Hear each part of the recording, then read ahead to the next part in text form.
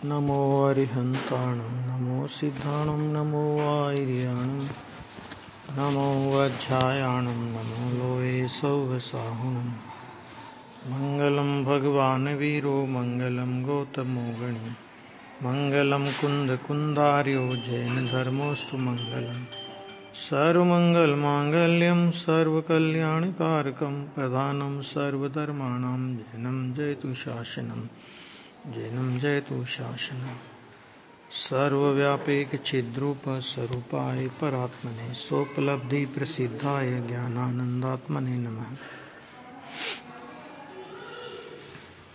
121 गाथा 20 पूरी हुई थी। हाँ,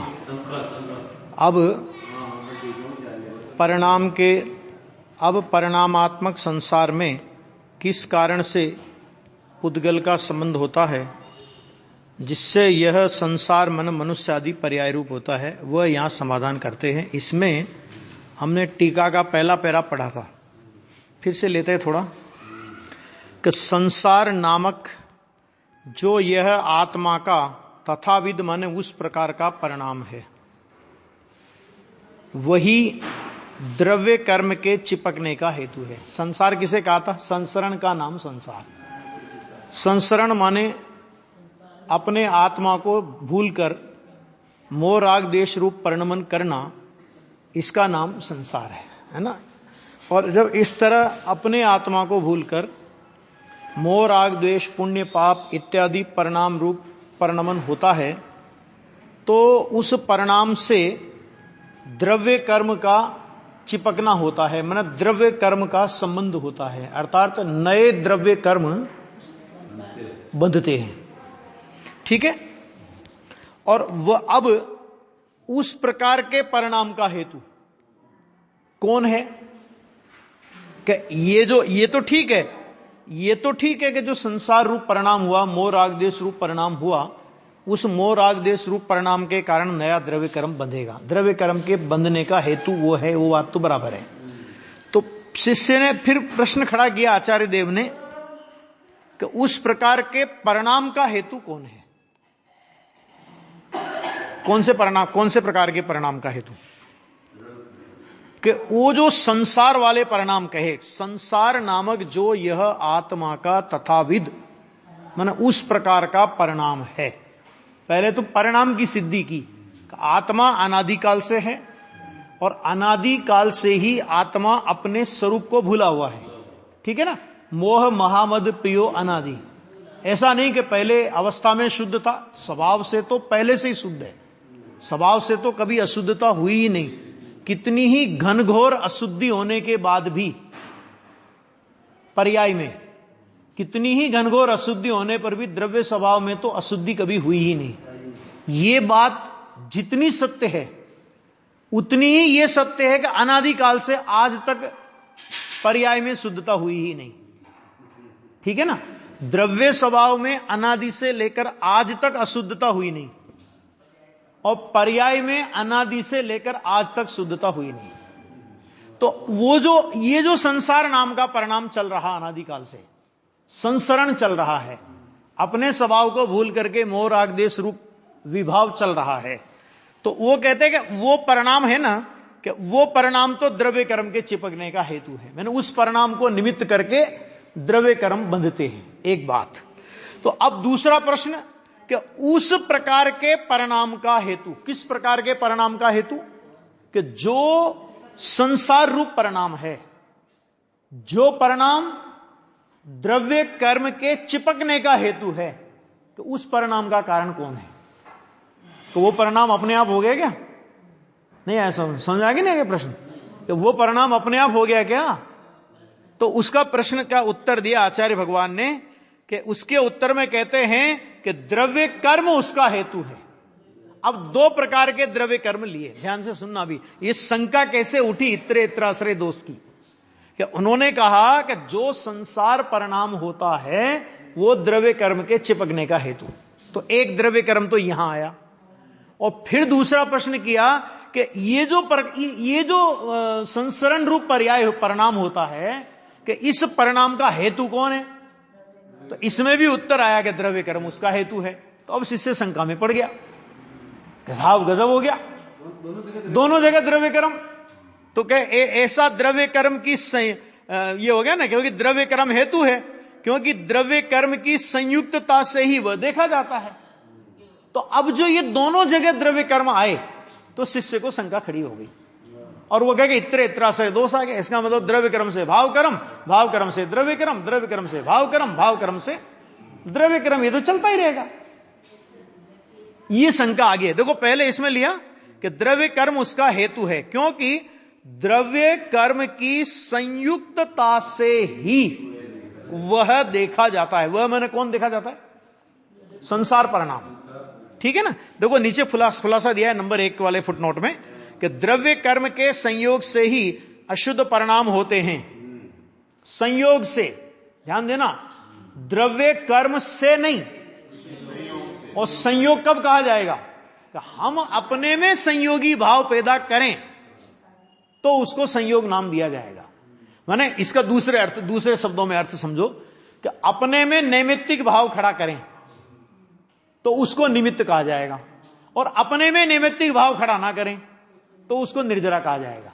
न्याय समझ। दर्शन मोह का उदय है, शांत सुनना, कि दर्शन मोह का उदय है, और इधर वो तो निमित्त हुआ, लेकिन निमित्त कब हुआ? कि जब इधर परिणाम में दर्शन मिथ्यात्व रूप परिणाम खड़ा करे, माने नैमित्तिक परिणाम, निमित्त की अपेक्षा से उस परिणाम को क्या कहेंगे? नैमित्तिक। तो इधर नैमित्तिक रूप परिणाम खड़ा करे तो उसको निमित्त कहा जाएगा, और इधर नैमित्तिक परिणाम खड़ा नहीं करे, उधर दर्शन मोह का उदय, इधर आत्मा में डुबकी लगा गया। तो देखो एक चीज समझ लो कि करण लब्धि के अंतिम क्षण तक दर्शन मोह का उदय तो रहता है ना, और उधर करण लब्धि के परिणाम का व्यय करके इधर सम्य दर्शन प्रकट किया, वो उधर दर्शन मोह का नाश हो गया। तो दर्शन मोह का उदय में मिथ्यात्व परिणाम करे तो उसे उदय कहते हैं। दूसरी तरह से दर्शन मोह के निमित्त में मिथ्या दर्शन रूप नैमित्तिक परिणाम खड़ा करे तो उसे निमित्त कहते हैं।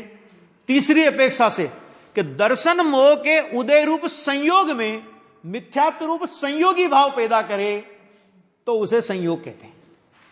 आगे समझ में? संयोग नाम कब मिलेगा? कि संयोगी भाव पैदा करे तो। निमित्त संज्ञा कब मिलेगी? कि इधर नैमित्तिक भाव खड़ा करे तो। ये निमित्त कहो संयोग कहो एक ही बात है सब। आ गया? तो ये यहां पे कहा कि द्रव्य कर्म के संयोग से ही अशुद्ध परिणाम होते हैं। आ गया? द्रव्य कर्म के बिना वे कभी नहीं होते। ऐसा नहीं होता कि मिथ्या, उधर दर्शन मोहनी का उदय तो नहीं था लेकिन इधर मिथ्या दर्शन जीव में हो गया, उधर चारित्र मोह का उदय तो नहीं था और इधर जीव में राग द्वेष के परिणाम हो गए। ऐसा कभी नहीं होता। और कर्म से परिणाम होते हैं, ऐसा भी कभी नहीं होता। स्वयं परिणाम करे तो कर्म को निमित्त कहने में आता है। इसलिए द्रव्य कर्म अशुद्ध परिणाम का कारण माने कौन सा कारण? उपादान कारण के निमित्त कारण? निमित्त कारण। ठीक है, वो निमित्त कारण है। तो निमित्त कारण कब? कि कार्य हो तो निमित्त कारण, कार्य नहीं हो तो क्या निमित्त कारण। अब यहां पर गलती क्या हुई शिष्य की? देखो समझना, थोड़ा पहले इस प्रश्न को समझ लो कि जो आत्मा के विकारी परिणाम से द्रव्य कर्म को, विकारी परिणाम को द्रव्य कर्म के चिपकने का हेतु कहा, वो तो है नवीन द्रव्य कर्म, नया बंधा ना। और उस परिणाम का जो कारण कहा कि वो परिणाम क्यों हुआ, तो उसमें जो द्रव्य कर्म लिया था वो द्रव्य कर्म पुराना द्रव्य कर्म है, वो उदय है, वो उदय है और ये बंध है। तो उदय वाला द्रव्य कर्म अलग है और बंध वाला द्रव्य कर्म अलग है। वही का वही द्रव्य कर्म हो तो इतरे त्रासरे दोष आवे, लेकिन वही का वही तो है नहीं, है ना भाई। आपने किसी का कर्जा लेना, आपने किसी का कर्जा चुकाया, लेकिन क्या किया कि दूसरा कर्जा ले लिया। हाँ, ज्यादा कम जो भी चलो आया, तो पुराना चुकाया और नया ले लिया, तो वही का वही तो नहीं हुआ ना। वही का माने वो कर्जा जो 10 साल से चल रहा था, वो कर्जा 10 साल से चल रहा था, अब आपने नया कर्जा लेकर के वो कर्जा चुका दिया, तो ये कर्जा तो नया हुआ ना, वो पुराना कर्जा कहां रहा? आ गया? ये अंतर है। तो इस अंतर को नहीं समझने के कारण, और वो द्रव्य कर्म से दोनों जगह द्रव्य कर्म बोला ना, तो शंका में पड़ गया। तो उसके लिए शंका उठाता है कि ऐसा होने से, कैसा होने से। अब बताओ इसको, दो तरह से इसके टुकड़े करो। हाँ, हाँ, द्रव्य कर्म का माने ये अशुद्ध परिणाम द्रव्य कर्म के चिपकने का हेतु है, और अशुद्ध परिणाम का हेतु द्रव्य कर्म है। कि ऐसा होने से इतरे इत्राश्रय दोष आएगा। इतरे इत्राश्रय दोष माने एक असिद्ध बात को सिद्ध करने के लिए दूसरी असिद्ध बात का आश्रय लिया जाए, और फिर उस दूसरी बात को सिद्ध करने के लिए पहली का आश्रय लिया जाए, तो इस तर्क मैंने दोष को इत्र इत्राश्रय दोष कहा जाता है। मैंने इसके आश्रित हो और इसके आश्रित हो, इसके आश्रित हो और इसके आश्रित हो, ऐसा नहीं है। वो कह रहे हैं यहां पे, देखो अभी बहुत अच्छा खुलासा किया है इसमें, देखो। क्योंकि समाधान करते हैं आचार्य, क्योंकि नहीं आएगा। क्यों नहीं आएगा? कि क्योंकि अनादि सिद्ध द्रव्य कर्म के साथ संबद्ध ऐसे आत्मा का अनादि सिद्ध द्रव्य कर्म के साथ संबद्ध, अनादि संबंधे च आता है ना, कि ऐसे आत्मा का जो पूर्व का द्रव्य कर्म है, पूर्व का द्रव्य कर्म है, माने उदय रूप द्रव्य कर्म है, सत्ता में जो पड़ा था और जो सत्ता में से उदय में आया, तो पूर्व का जो द्रव्य कर्म है उसका यहां वहां हेतु रूप से ग्रहण माने स्वीकार किया गया है। आ गया? देखो इसमें देखो बहुत अच्छा खुलासा लिया है। नंबर 3 का फुट नोट देख लो नीचे,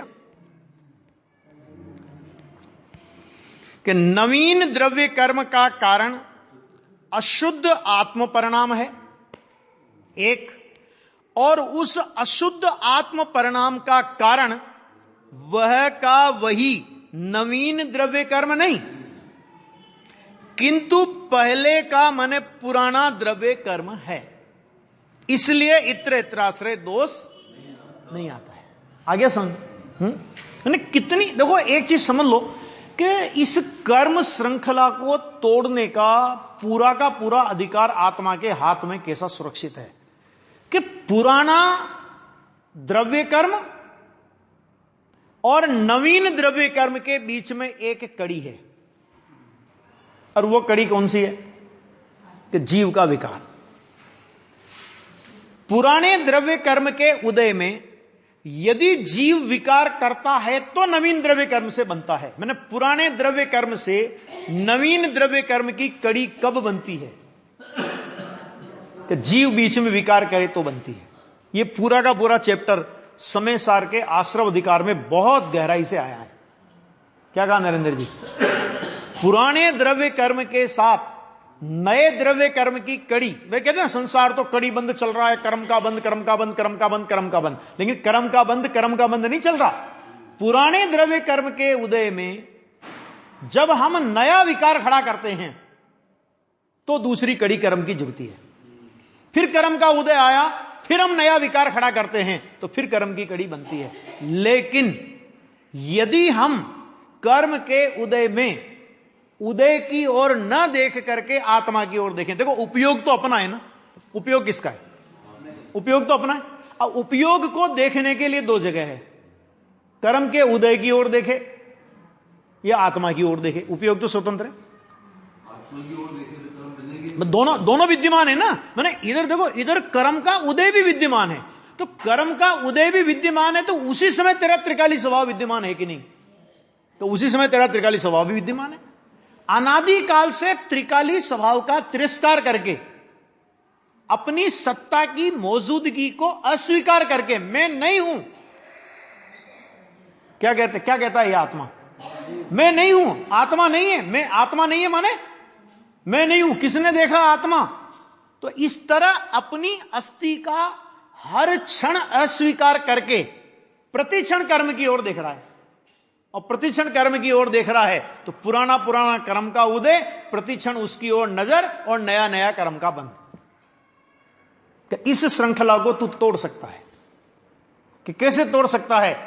कि जिस समय कर्म का उदय हो उसी समय तेरा आत्मा भी उदय रूप है कि नहीं, विद्यमान है कि नहीं, सत्ता है कि नहीं, अस्तित्व है कि नहीं, मौजूदगी है कि नहीं, और तेरे उपयोग को ही देखने का काम करना है। जो वर्तमान उपयोग देखना, देखने का काम किसको करना है? वर्तमान उपयोग को करना है ना, पूर्व काल की पर्याय को करना नहीं, भविष्य काल की पर्याय को करना नहीं। वर्तमान पर्याय में जो उपयोग कर्म की ओर झांक रहा है वही उपयोग ये काम करेगा कि आत्मा की ओर झांकने लगे। बस इतना काम है, बस और कुछ ज्यादा चक्कर नहीं है। और जब इसने आत्मा की उस उपयोग ने जिसका वो उपयोग है, उपयोग किसकी? उपयोग माने किरण। उपयोग क्या है? चैतन्य स्वभाव की एक किरण है। चैतन्य सूर्य है भगवान आत्मा। आया? भगवान आत्मा कैसा है? तो चैतन्य सूर्य है, और उपयोग उसकी एक किरण है कि वो किरण सूर्य को देखे, बस इतना काम है। अब वो नहीं देखे उधर, और देखो कितनी विचित्रता है कि जिसकी सत्ता का अपने में नितांत अभाव है। अभाव है ना, कर्म की सत्ता का आत्मा में अभाव है, सर्वता अभाव है कि कथनचित अभाव है? द्रव्य गुण पर्याय में अभाव है कि नहीं है? द्रव्य में अभाव, गुण में अभाव, पर्याय में अभाव, अरे खरेखर प्रदेशों में अभाव। आत्मा के प्रदेशों में कर्म नहीं है। आत्मा द्रव्य क्षेत्र काल भाव से कर्म से न्यारा है। जो अपनी सत्ता में जिसका नितांत अभाव है, केवल संयोग संबंध है कर्म और आत्मा का, है ना। जब जिसका अपनी सत्ता में नितांत अभाव है, जब ये उपयोग उसमें अपने पने की कल्पना कर सकता है, तो ये उपयोग जिस गायक से कभी भिन्न हुआ ही नहीं, भले ही इसने गायक का अस्वीकार किया, लेकिन गायक का अस्वीकार करने पर भी यह उपयोग कभी गायक से भिन्न हुआ ही नहीं। गायक के साथ तद्रूप रहा, तद्रूप, एक में एक, भले ही एक में एक माना नहीं। तो जब अत्यंत भिन्न पर पदार्थ की सत्ता, जिसका अपने में नितांत अभाव है, जब उसको यह अपने रूप स्वीकार कर सकता है, तो जो स्वयं ही है उस सत्ता को अपने रूप स्वीकार करने में तकलीफ क्या है? भाई इतना सा काम है। बाबूजी बोलते थे कि एक आदमी झूठ बोल सकता है, तो उसे सत्य बोलने में क्या तकलीफ है? भाई गूंगा आदमी हो तब तो समझ में आवे, क्योंकि वो तो झूठ ही नहीं बोलेगा। लेकिन जब तू झूठ बोल सकता है, जैसा नहीं है वैसा बोल सकता है, तो जैसा है वैसा बोलने में तुझे क्या तकलीफ है? उपयोग, बस इतना सा काम है धर्म का। बस तो उपयोगवान की ओर उपयोग देखे, और उपयोग का स्वरूप तो देखना ही है। उपयोग तो किसी की सन्मुखता करे ही करे, यह उपयोग का स्वरूप है। तो जो अपना नहीं है, जब उसकी सन्मुखता कर सकता है और उसकी सन्मुखता करके विकार खड़ा कर सकता है, तो जो स्वयं जिसके साथ तद्रूप है, एक में एक है, कभी भिन्न हुआ नहीं है, उसमें अपने को तद्रूप करके निर्विकारपना क्यों नहीं प्रकट कर सकता? इतनी सी बात है भैया। आ गया? और इतना सा करे तो क्या होगा कि पुराना कर्म झड़ जाएगा और नया कर्म बंधेगा नहीं। आ गया? ये टूटी कर्म की श्रृंखला।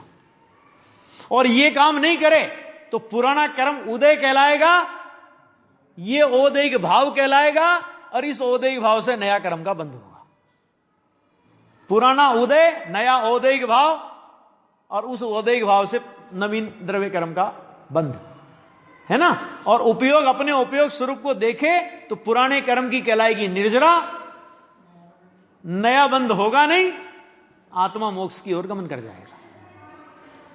ज्यादा कठिन नहीं है काम। कठिनता की कल्पना से कठिन हो गया है, सच में बहुत कठिन काम है ही नहीं है। देखो क्या कह रहे हैं, तो आ गया, समझ में आ गया? देखो कितना बढ़िया लिया। नहीं आएगा, क्यों नहीं आएगा? क्योंकि अनादि सिद्ध द्रव्य कर्म के साथ संबद्ध, देखो एक चीज और समझना कि मुक्ति की जैसी व्यवस्था जैन दर्शन में है कि अपने उपयोग को अपने उपयोगवान में टिका दे, ये मुक्ति है ना। बंध की भी ऐसी व्यवस्था कि अपने उपयोग को पर की ओर लगाने का नाम बंध, और 8 कर्म और सारी व्यवस्था बंध। मुक्ति की व्यवस्था तो जैन दर्शन के अलावा किसी के पास है ही नहीं, क्योंकि मुक्ति की मोनोपोली तो जैन दर्शन के पास है, ठीक है। लेकिन बंध की ऐसी व्यवस्था की कल्पना भी विश्व का कोई दर्शन नहीं कर पाया कि आत्मा कैसे बनता है। और बंध में भी सच में बंध की ताकत नहीं है वो। अपन जिस बंध में बंध की ताकत को देखते हैं, वो बंध की ताकत नहीं है, वो आत्मा की ताकत है। बंध भी आत्मा की शक्ति को प्रसिद्ध कर रहा है, बंध की शक्ति को प्रसिद्ध नहीं कर रहा। क्या मतलब कि एक आत्मा, ऐसे समझो इसको, एक आत्मा को बांधने के लिए कितने कर्म? 8 कर्म। 8 कर्म की कितनी प्रकृतियां? 148 प्रकृतियां। 148 प्रकृतियों के और उत्तर भेद कितने हैं? बहुत है। ये तो मूल भेद, ये तो खाली मूल भेद 8 और उत्तर भेद 148, बाकी और भी और भेदों में जाते जाओ तो बहुत भेद बन जाएंगे, लेकिन उतना डिटेल नहीं, ठीक है। अब एक आत्मा को बांधने के लिए 148 कर्म प्रकृतियां, तो ये 148 कर्म प्रकृतियां एक आत्मा को बांधने के लिए, तो कर्म प्रकृतियों की ताकत है कि आत्मा की ताकत है? किसकी ताकत को बताते हैं? पद्म पुराण में एक प्रसंग आता है। पद्म पुराण पढ़ो तो उसमें क्या होता है कि जब ये रावण को लक्ष्मण ने तीर मारा ना, अंत में लक्ष्मण के उसी से मरे ना, चक्र वक्र से, जिससे भी मरे हैं। तो रविशरण आचार्य ने रावण की शक्तियों का वर्णन किया, और भाई साहब 5-7 पेज भर दिए उसमें। इतना शक्तिमान, ऐसा ऐसा ऐसा ऐसा। तो कभी कभी तो पढ़ करके ऐसा लगेगा रविशरण आचार्य ने कहीं दल तो नहीं बदल दिया अपना। समझ में आया कि नहीं है? कि रावण की पार्टी में चले गए क्या? और इतना लिखने के बाद लिखा कि ऐसे शक्तिमान रावण को लक्ष्मण एक ही तीर से मार देते हैं। तो महावीर जी, अब मैं पूछता हूं आपसे कि वो रावण की शक्ति का वर्णन किया था कि लक्ष्मण की शक्ति का वर्णन किया था? बताओ। हैं? लक्ष्मण की शक्ति का वर्णन था क्या बात कर रहे हो? 6 पेज तो उसके लिए भरे हैं कि कर्म के लिए महाबंध के 7 भाग, सठखंडागम के 16 भाग, कसाई पाउड़ के 16 भाग, 39 पुस्तकें कि समय सार की एक ही गाथा में लिख दिया कि कर्म आत्मा में नहीं है। बोलो, तो ये आत्मा की ताकत है या कर्म की ताकत है? 148 कर्म प्रकृतियां मिलकर भी एक आत्मा को नहीं बांध सकी। क्यों? क्योंकि जिस समय आत्मा ने आत्मा में अपना उपयोग लगाया, उसी समय कर्म के छिन्न भिन्न हो गए टुकड़े। तो कर्म की ताकत थी, आत्मा की ताकत है। पुलिस वाला होता है ना, पुलिस वाला, तो पुलिस एक तो सामान्य कैदी होता है, किसी की जेब काटा है, किसी को थप्पड़ मारा है, पुलिस वाले ने उसको ले जाके अंदर में रख दिया, चल बैठ जा अंदर जाके, और फिर कहा कि चा मेरा ये फलानी चीज लेकर के आ। तो अपने को भी समझ में आता है कि इस कैदी में कोई दम नहीं है।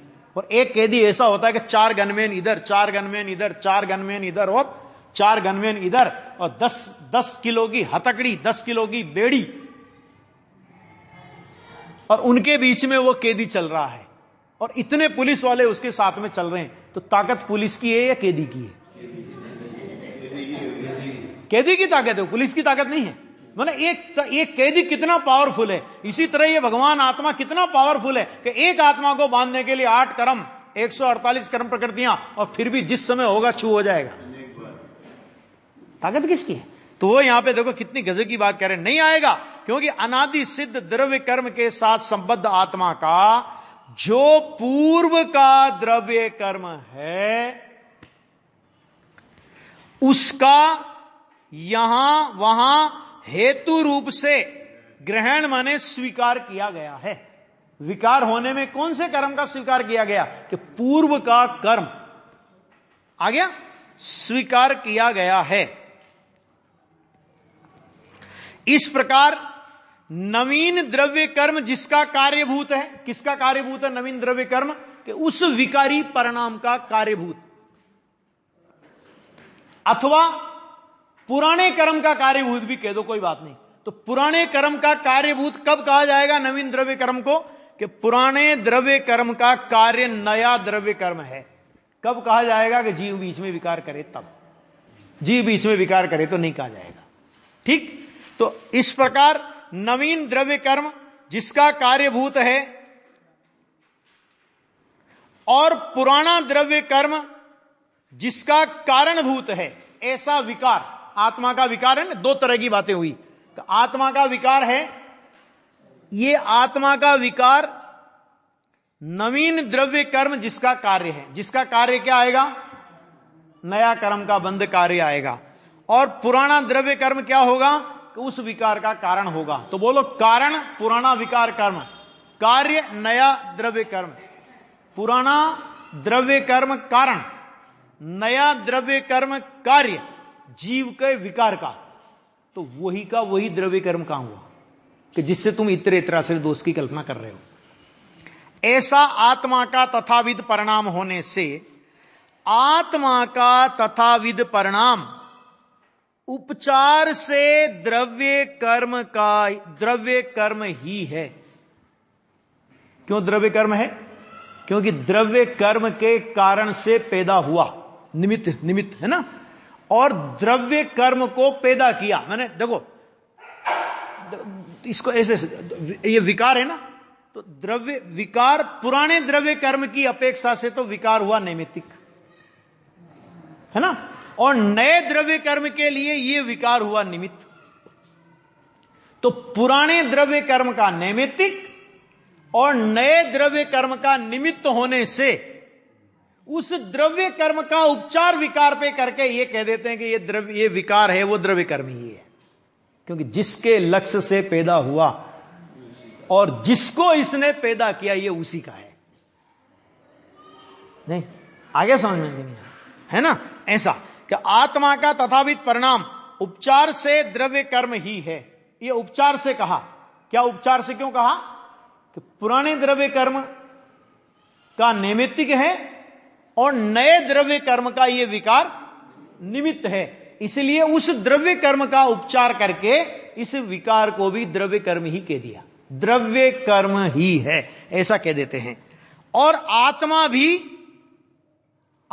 भी अपने परिणाम का कर्ता होने से, वास्तव में आत्मा किसका कर्ता है? अपने उस विकारी परिणाम का कर्ता है। द्रव्य कर्म का कर्ता तो नहीं है, लेकिन विकार का कर्ता होने से द्रव्य कर्म का कर्ता भी उपचार से। क्या मतलब? आत्मा तो है विकार का कर्ता, और चूंकि विकार उस द्रव्य कर्म का निमित्त है, तो उस उपचार से, इस तरह उपचार से आत्मा को द्रव्य कर्म का कर्ता कह दिया। क्यों कह दिया? क्योंकि वो विकार द्रव्य कर्म का निमित्त है। ठीक है, मतलब निमित्त की भाषा में बोलेंगे तो मतलब द्रव्य कर्म का जो द्रव्य कर्म है ना, वो नैमित्तिक है। किसका? इस विकार का। विकार क्या है? कि उस द्रव्य कर्म में नया जो द्रव्य कर्म बंधा उसमें निमित्त है। ठीक, तो उसमें निमित्त होने से, और चूंकि उस विकार का कर्ता कौन है? कि विकार का कर्ता जीव है।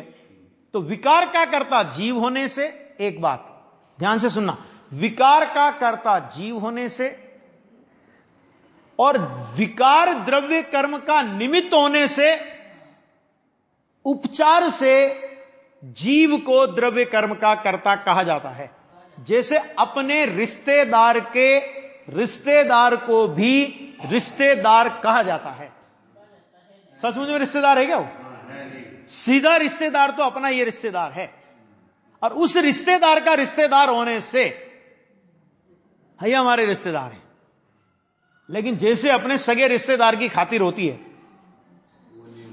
या जिस भावना से होती है, बाहर की क्रिया भले एक जैसी हो, लेकिन जिस भावना से होती है उस भावना से उसकी होगी क्या?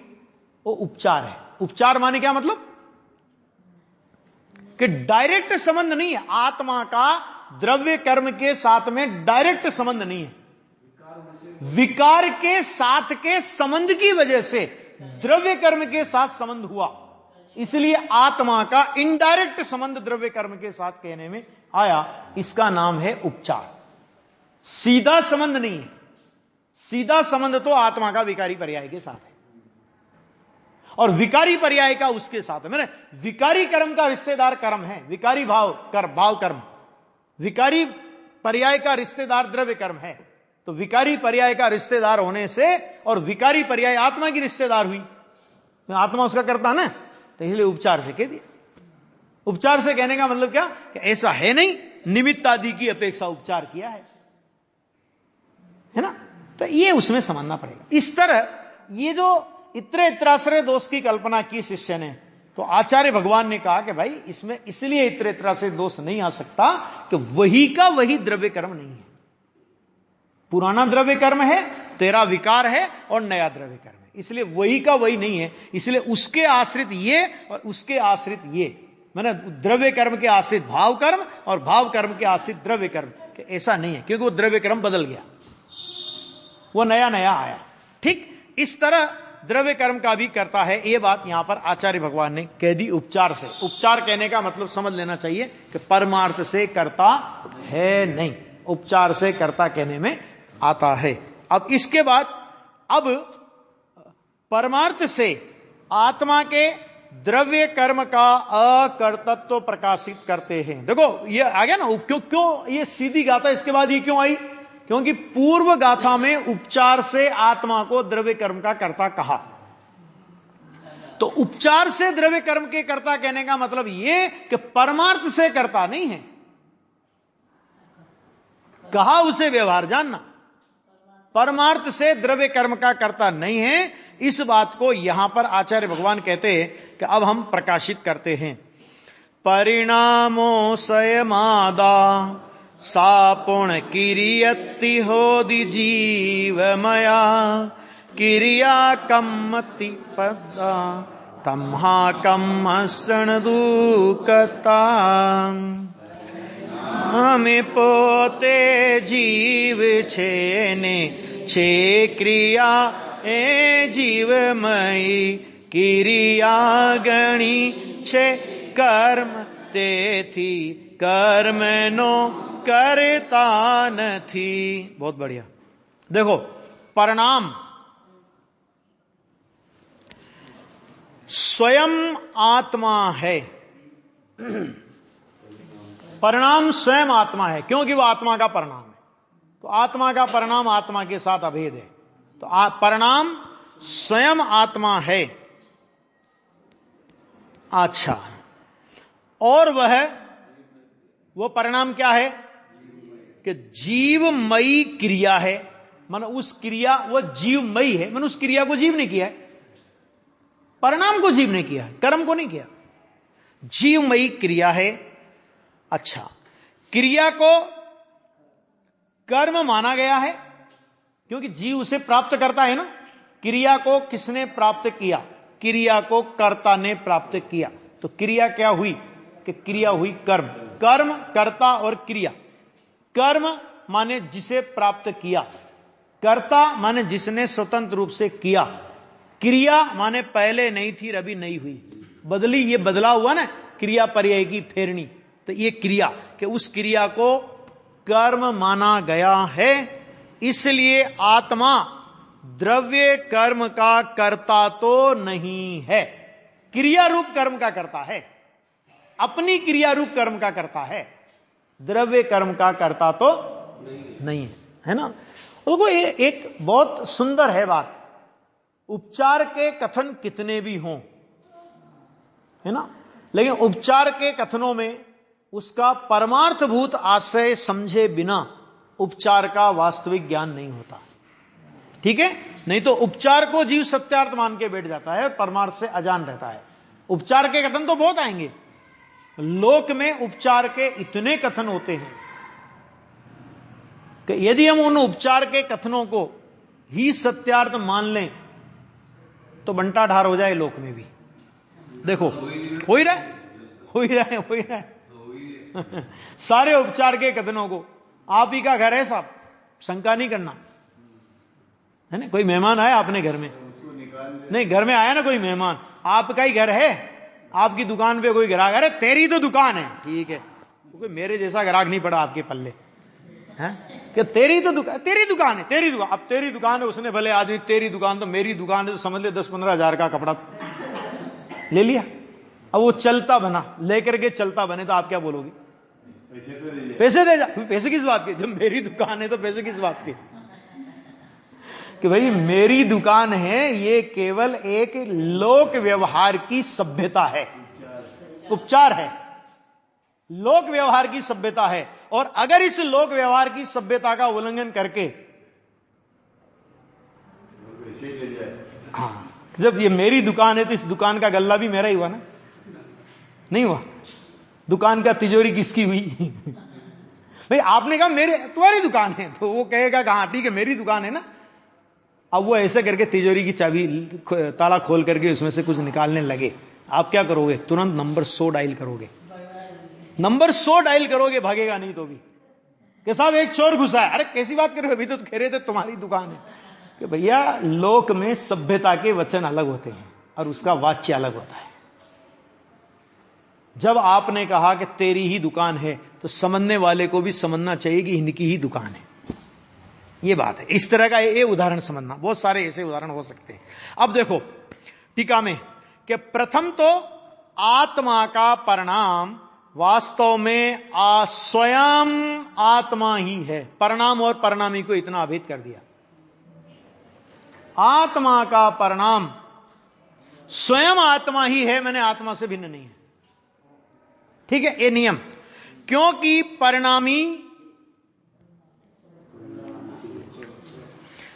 परिणाम के स्वरूप का कर्ता होने से, कर्ता परिणामी दरब कर्म रूप परिणाम, यह भी बनारसी दासी ने लिखा है, ठीक है, कि परिणामी द्रव्य, देखो परिणामी द्रव्य को कर्ता लिया, त्रिकाली अपरिणामी द्रव्य की बात नहीं है ना। हां, तो यहां पे कहा परिणामी द्रव्य परिणाम के स्वरूप का कर्ता होने से परिणाम से अनन्य है, क्योंकि कर्ता कर्म की व्यवस्था व्याप्य व्यापक संबंध के बिना नहीं बनती। ये तो अपन ने पढ़ा है और समय सार में पूरा आया कि जहां व्याप्य व्यापक की व्यवस्था ना हो, व्याप्य माने परिणाम माने पर्याय, और व्यापक माने द्रव्य, और व्याप्य व्यापक तत्स्वरूप में होते हैं, जिनकी सत्ता और जिनका स्वरूप भिन्न हो, उनमें कभी भी व्याप्य व्यापक संबंध नहीं होता, ठीक है। तो ये यहां पे कह रहे हैं कि अपने परिणाम के स्वरूप का कर्ता होने से परिणाम से अनन्य है, एक में है, और जो उसका माने आत्मा का तथाविध परिणाम है ना, वह जीवमयी ही क्रिया है। चाहे वो विकारी परिणाम है भले, अभी वो जीव की क्रिया है, जीव ने किया है, वो विकार भी है ना। देखो क्रिया है, क्योंकि सर्व द्रव्यों की परिणाम लक्षण क्रिया आत्ममयता मन निजमयता से स्वीकार की गई है। कोई भी द्रव्य की क्रिया उस द्रव्य से पृथक नहीं होती, उस द्रव्य से अलग नहीं होती, उस द्रव्य से अन्य नहीं होती। जब अन्य नहीं होती तो अन्य की क्रिया अन्य द्रव्य करे, ये बात कहां से लाए? क्योंकि हर द्रव्य की क्रिया उस द्रव्य से अनन्य है, एक में एक है, तो एक द्रव्य दूसरे द्रव्य की क्रिया करे, ये बात लाए कहां से? आगे बात समझ में। अनन्य निजमयता से स्वीकार की गई है, और फिर जो जीवमयी क्रिया है वह आत्मा के द्वारा स्वतंत्रतया प्राप्य होने से कर्म है। कर्ता जिसे प्राप्त करे उसका नाम कर्म। तो कर्ता किसे प्राप्त करता है? आत्मा किसे प्राप्त करता है? तो आत्मा अपनी पर्याय को तो प्राप्त करता है, लेकिन आत्मा कभी भी परद्रव्य की पर्याय को प्राप्त नहीं करता, मानता है, और मानना इसका नाम बदनीयत है आत्मा की, कर ही नहीं सकता।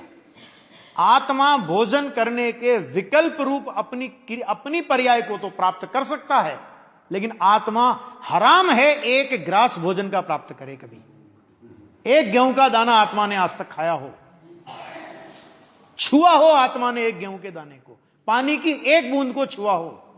पानी संबंधी अपने विकल्प को, भोजन संबंधी अपने विकल्प को प्राप्त करता है, और खाता पीता किसे? आत्मा अपने ही भोजन के विकल्प को और अपने ही पानी के विकल्प को खाता है, मैंने प्राप्त करता है, अन्य पदार्थ को नहीं। लगा लेना एक एक में ऐसे, है ना। हाथ ऊपर किया, तो हाथ ऊपर किया तो क्या हुआ? तो आत्मा ने हाथ ऊपर करने के विकल्प को अथवा हाथ ऊपर होने संबंधी ज्ञान रूप अपने परिणाम को प्राप्त किया। लेकिन हाथ ऊपर होने की क्रिया को आत्मा कभी प्राप्त नहीं करता। क्यों नहीं प्राप्त करता? क्योंकि हाथ ऊपर होने की क्रिया को हाथ के परमाणु प्राप्त करते हैं, वो उसका कर्म है। लोक में भी होता है कि नहीं होता? भाई जगत में क्या होता है, लोक में क्या होता है कि जिसका भाग है आप उसके भाग को उसमें रखो तो कोई विवाद नहीं, और एक का भाग दूसरे में मिलाने का प्रयास करोगे तो विवाद के अलावा कुछ नहीं, है ना। तो जड़ का भाग जड़ में रखो, चेतन का भाग चेतन में रखो। यहां विकारी अविकारी की बात नहीं है। अभी ये प्रवचन सार की शैली है कि यहां विकारी और अविकारी की बात नहीं, जीव का परिणाम जीव है और पुद्गल का परिणाम पुद्गल है, ये कह रहे हैं यहां पे। प्राप्य होने से कर्म है, इसलिए परमार्थतः आत्मा अपने परिणाम स्वरूप भाव कर्म का ही करता है। क्या कहा? किसका करता हुआ? अपने परिणाम स्वरूप भाव कर्म का करता है, द्रव्य कर्म का। किंतु पुद्गल परिणाम स्वरूप द्रव्य कर्म का करता नहीं है। कितनी गजब की बात है, बहुत स्पष्ट बात है। और अपन तो 8 कर्मों का वजन कितना सिर पे लेके घूम रहे हैं भैया, है ना। 8 कर्म मिल, और वो आता है कि नहीं आता? भजनों में तो बहुत सारे गीत गाते हैं अपन। कर्म ने साहब मेरा बहुत बेहाल किया, और हे भगवान मेरी अर्जी सुनो, मैंने आपके यहां एप्लीकेशन लगाई है, इन कर्मों को निकालो। तो भगवान कहेगा अच्छा मैं तेरा चौकीदार हूं, घर में घुसा तू और निकालू मैं।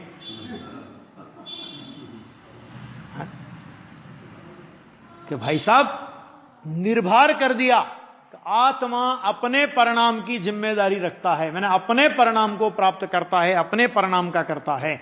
जड़ कर्म स्वरूप द्रव्य कर्म का, पुद्गल परिणाम स्वरूप द्रव्य कर्म का भगवान आत्मा करता नहीं है। बोलो कितना निर्भर कर दिया आचार्य देव ने।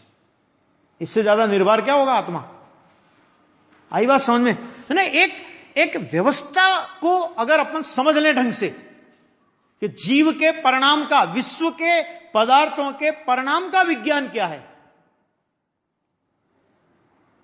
कि बस अब कोई भी द्रव्य अपने द्रव्य क्षेत्र काल भाव की मर्यादा से बाहर नहीं जाता। तो अपने द्रव्य क्षेत्र काल भाव की मर्यादा में वो अपने परिणाम का कर्ता तो कहलाता है, लेकिन भूल करके भी पर द्रव्य के परिणाम का कर्ता कभी नहीं होता, चाहे वो द्रव्य कर्म हो चाहे कोई हो। ये बात आने के बाद अब इसके बाद यहां एक प्रश्न आएगा जिसकी चर्चा हम कल करेंगे कि यहां ऐसा प्रश्न होता है कि जीव यदि भाव कर्म का करता है तब फिर द्रव्य कर्म का कर्ता कौन है। तो उसका उत्तर आगे की स्वाध्याय में अपन चलाएंगे।